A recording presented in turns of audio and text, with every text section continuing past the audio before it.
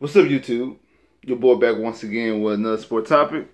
And today, we're going to break down and recap the Texans season opener loss versus the New England Patriots, 27-20 down there in Gillette. And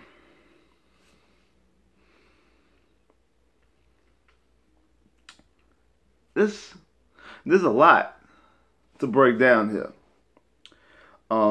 First off, I actually want to apologize because I've been wrong. I've clearly been wrong. I've been saying all summer that I know the concerns with the offensive line. Not that I thought the offensive line was going to be elite offensive line or anything to that nature, but I always was saying that my biggest concern with this team was the corner, the secondary, the corner position. Not the safeties, because I have faith in the safeties. It was the corners with Kevin Johnson and Jonathan Joseph being older and not really that high on Colvin as an outside corner. And obviously neither of them, because they had Colvin play mostly in the inside. He wasn't playing outside. But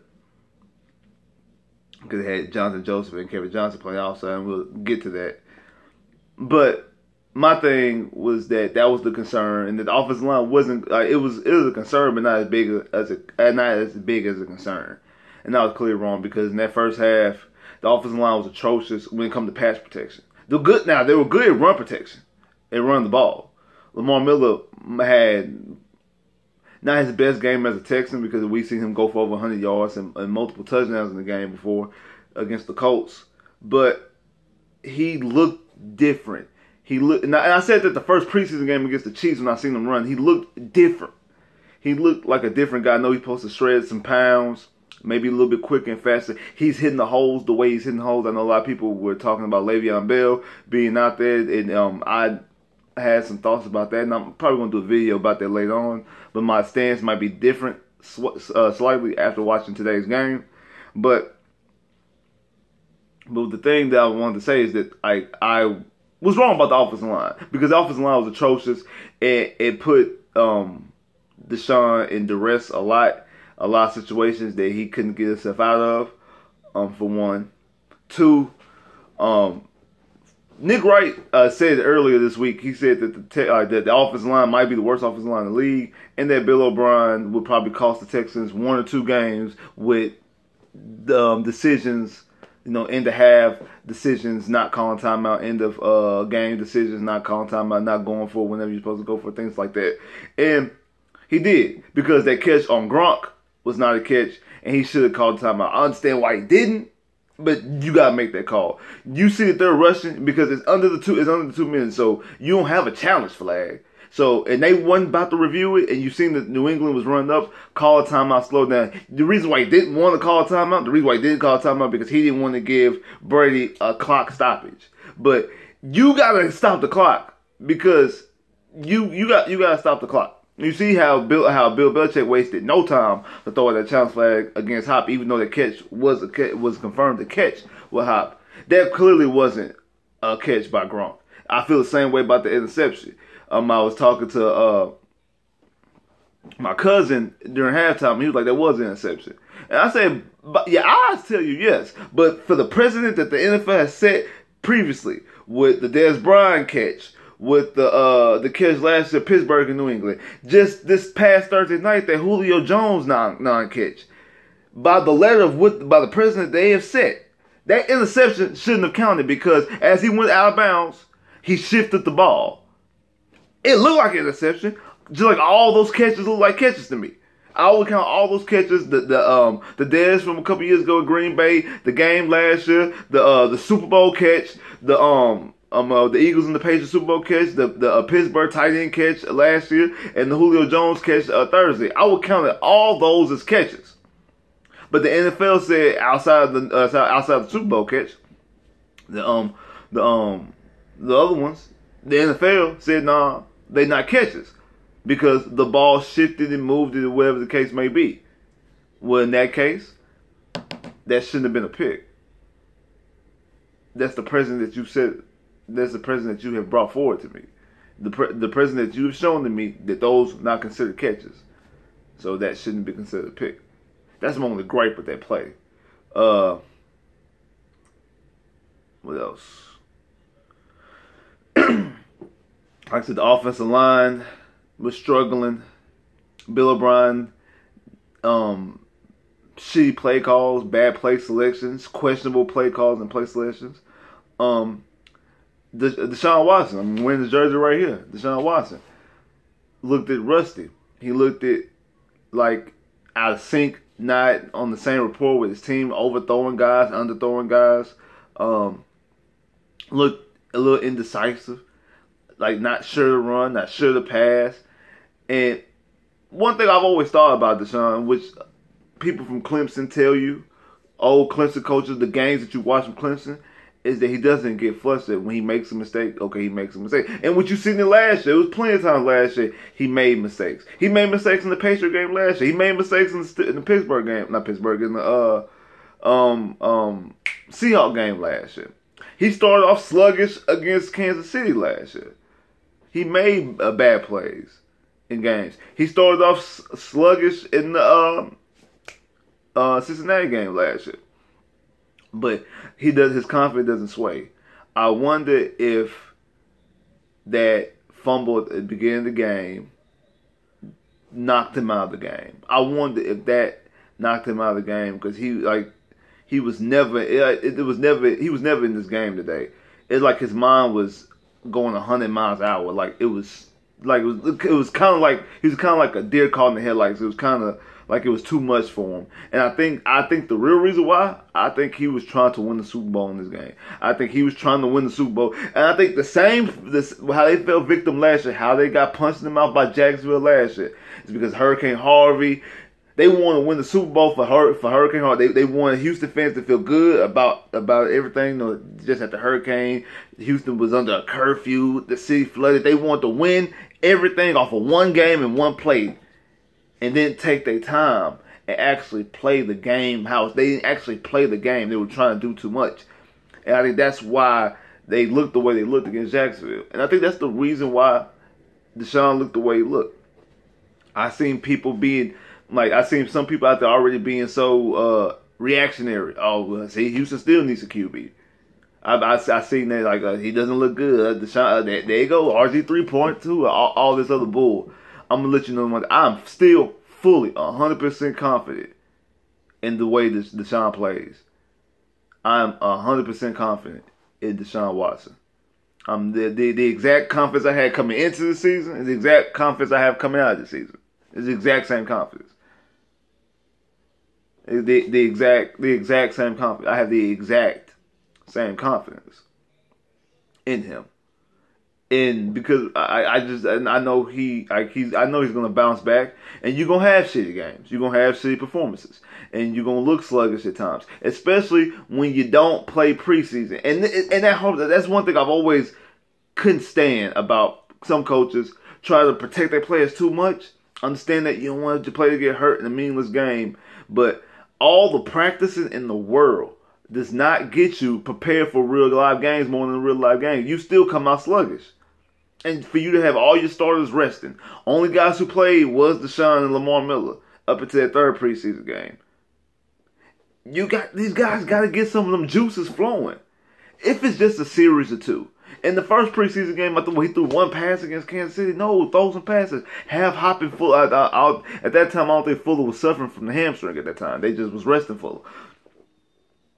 Go have him continue a rapport he had with Hopkins.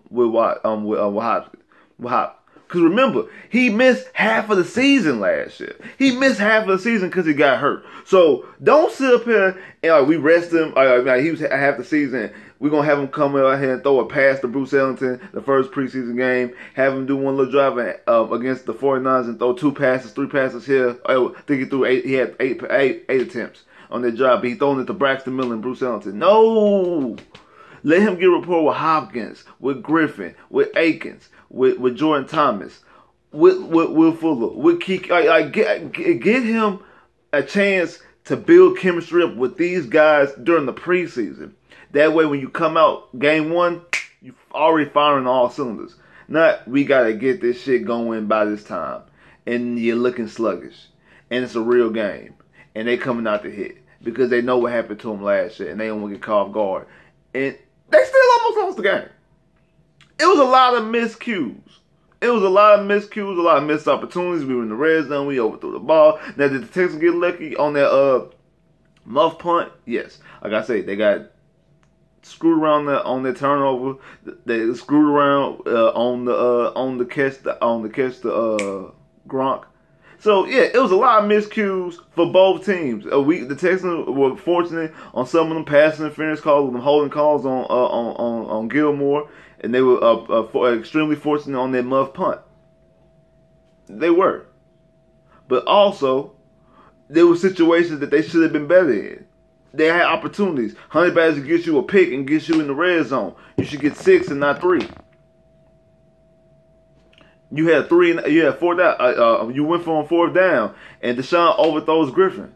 Like, he doesn't have the rapport with the guys. He doesn't have the chemistry with the guys. Now, I expect better against the Titans next week, and then the season home opener against the Giants. I think that's when you're going to probably see the offense clicking on. The offense still might not be clicking on full cylinders next week, because I think the chemistry still got to get built. They looked a little bit more in sync towards the end of the game, but they still looked out of sync because the drive that we got the touchdown on, we wasted a lot of time. We wasted a lot of time. Bad play selection, like that one QB draw that they had. I don't know if that's a Bill O'Brien play selection, or was that Deshaun Watson changing the play to line of scrimmage, or him giving Deshaun Watson a choice to whatever you think is better for you in that game, in that situation, and he picked a quarterback draw. Either way it go, because I really don't care who play call it was, who decision it was. It was a dumbass fucking play. It was a dumbass fucking play in that type of situation. You don't need to be running nothing cute and fancy. Try to get in the end zone and keep as much time as you have on the clock. Because you end up scoring with when you scored, you gave the ball back with 2:08. Yeah, you had your 3 timeouts. Yeah, you said a 2-minute warning. But you really, if you go back and look at that game, the Texans should have scored a touchdown with 3 minutes left to go in the game. The Texans should have scored a touchdown with 3 minutes left to go in the game. And then you had your 3 timeouts and you still had your 2-minute warning. You probably could have stopped the Patriots there and got the ball back, still getting the ball back with 51 seconds left in the game, or however many seconds was left in the game. You might have got the ball back. You might have gotten the ball back with the 2 minutes. You might have got the ball back with the 2 minutes if you use your timeouts properly and you're able to play defense properly.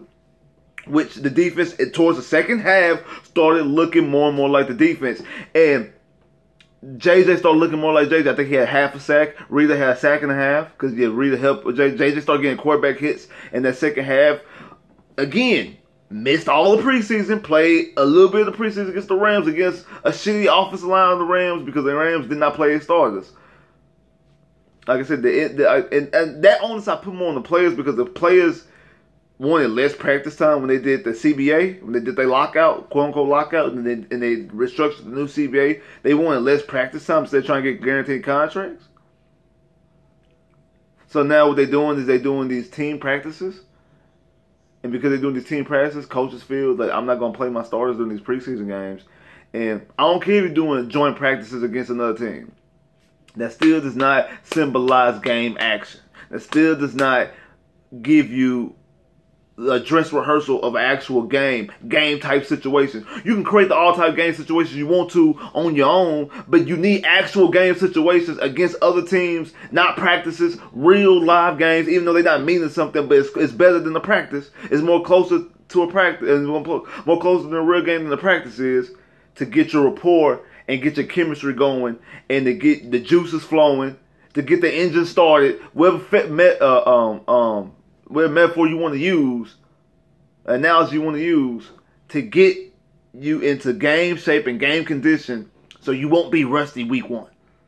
And I'm sick of seeing this. We see this year after year after year after year. It's not just Bill O'Brien, because we did this in the Kubiak years too. We see this year after year after year after year. The Texans starting off slow, either offense or defense, sometimes both, because they didn't have enough practice time. They did not have enough, they did not play a lot in the preseason. And they looked extremely sluggish. I'm sick of that shit. I'm sick of that. I'm sick of that. And one thing I'm not sick of, because I already knew it, is what I've been trying to tell you about Kevin fucking Johnson. Now I think he got knocked out with a concussion. I pray for a speedy recovery. I hope he recovers and be back better. I mean be back healthy and sooner. But when are y'all gonna realize that when it comes to him being a corner, grade A garbage, junk, trash, whatever you want to use, that's what he is. He is not an outside corner. And for y'all to keep out there trying to defend him, yeah, stop it. Stop it. There is no defense. There is no defense. He is... I was going to let myself get worked up because I already knew this. I already knew how I felt about Kevin Johnson. I've been saying this all fucking summer. That's why I don't understand why you didn't go after Malcolm Butler. Why you didn't go after Tremaine Johnson. Why you didn't pick up EJ? Your solution at the cornerback position is Colvin, and Kevin Johnson's coming back. He's gonna be back better, guys. Give me a fucking break. But yeah, you let AJ go to Jacksonville. Come on. Oh, wait. Time out. The only reason why you got Kevin Johnson is because you wouldn't have the balls enough and you were scared to draft Marcus Peters. Come on, give me a fucking break. Give me a fucking break. You see how Honey Badger was? Honey Badger was extremely upset. Because Honey Badger's like, I told you to call. I told you. Like, I told you. You couldn't even show Honey Badger. Like, Honey Badger came to play. He might have been the only person from start to finish came to play this game. And he might be on the sideline thinking, on that plane ride home back to Houston, like, bro, what the fuck did I sign up for? He might be looking around like, damn. Like, he probably looking at it because like JJ and Reed and them start the defensive line, their front seven. I've been hyping up saying it's the top front seven, top 5 linebacker core in the NFL. It's gonna be hard to run these guys. I was feeling it. I'm feeling it. They start playing better towards the end of the game. Now maybe that's them getting their legs up under them, and maybe we're gonna see what's gonna happen next week. But I know Honey Badger came from start to finish. Now he ain't playing the preseason either, but he was ready. Honey Badger was ready to play. Honey Badger was ready. And Honey Badger was ready to play. And like I said, we were fortunate. We lucked up into getting Honey Badger. We accidentally got him. He wasn't our big prize free agent is Colvin, not Honey Badger. Because we had our press conference after we signed Colvin. That was our press conference. We had our press conference with Sean Henderson and Colvin. Colvin was the big name guy. A week later is when we end up getting Honey Badger after Arizona released him. And don't let that be fooled. Don't act like the only reason why we ain't get Honey Badger is because A, him and JJ have the same agent. B, Houston's only a couple hours from New Orleans. And instead of being in New Orleans at home with you got all your family right there and you're like, this is going to be too much. I'm close enough to home that I can see y'all when I want to. But I ain't really there that y'all can come bother me every day.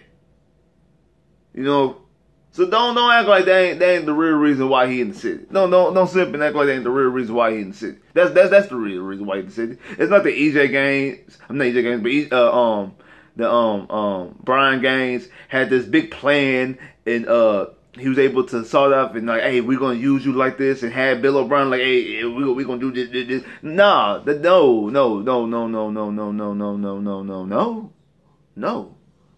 That's not the reason why he's a Texan. So, but like I was saying, like I expect better. My confidence not way because I think the Texans will play better, and like I said, I'm not that concerned about Deshaun. I think he'll play better. I think more like the chemistry will come. Like I said, Lamar Miller looked good. Justin Reed, I like him. I was saying that already, but yeah, I think Justin Reed's gonna be a player. I really do. I think Justin Reed's gonna be a player. But you gotta stop playing them lollipop games and those bullshit ass play calls. Like, you got to start playing offense. And like I said, I think more so that Deshaun was more so trying to win everything on one play. He was trying too hard instead of just playing football. He wasn't just playing football. He was trying to do everything at one time in his mind. Everything was going 100 miles an hour. And settle down, young fella. Come back.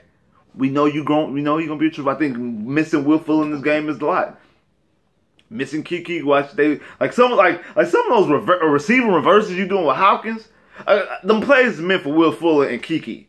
So they should have did with Braxton Elton. Hop, I didn't understand why he was doing those type of passes with Hop. I think they're just trying to get the ball in Hop's hands, but Hop ain't that type of dude to be doing those type of plays with. But they was trying to do something because they really couldn't do anything in the passing game because Deshaun did not look like Deshaun of last year because he's trying to do too much.